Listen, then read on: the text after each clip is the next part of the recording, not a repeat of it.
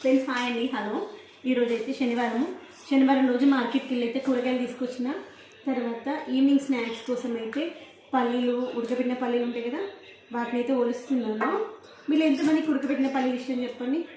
మనకి rich protein ఉంటుంది కదా పల్లీలలో.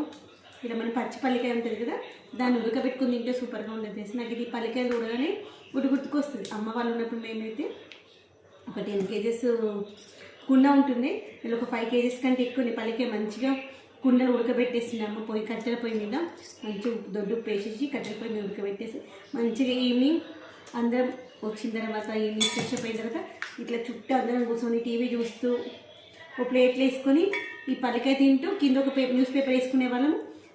ఒలిసిన పొట్టు అంతా దాంట్లో వేసేసి మంచి ఎవరి వాళ్ళం ఊల్చుకొని తినేవాళ్ళము. అసలు ఆ రోజులే వేరు.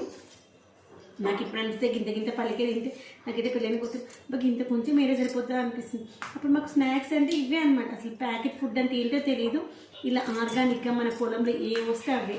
పల్లీల సీజన్లో పల్లికాయ, లేదు కందికాయ సీజన్లో పచ్చి కందికాయ ఉంటుంది. నాకు ఇప్పటికీ ఎంత ఇష్టం అసలు కందికాయ. నేనైతే చాలా సంవత్సరాలు ఇప్పుడు మర్చిపోయి కందికాయ సీజన్లో కందికాయ, పెసరకాయ సీజన్లో పెసరకాయ, తర్వాత బొబ్బరికాయ, తర్వాత సీతాఫలాల సీజన్లో సీతాఫలాలు కూడా ఉడకపెట్టుకొని తినడం కానీ, కాల్చుకొని తినడం కానీ, తర్వాత బొబ్బల పైన కాల్చుకొని తినడం కానీ ఎంత ఇష్టమో. అసలు అవే ఆరోగ్యానికి మంచిది తెలుసా.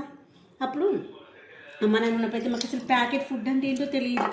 అసలు చిప్స్ అలాంటివి నాకు సేమ్ ఈవెన్ స్వీట్ సేమియా చేసుకోవడం కానీ, సేమియా ఉప్మా చేయడము, మ్యాగీలు అనేటివంటి కూడా తెలియదు అనమాట. పొలం దగ్గర ఏమొస్తే వాటినే అంత హెల్తీగా తినేవాళ్ళం. అందుకేనేమో అవన్నీ తినడం వల్ల ఈ మాత్రం ఆరోగ్యంగా హెల్తీగా ఉన్నామేమో అనిపిస్తుంది.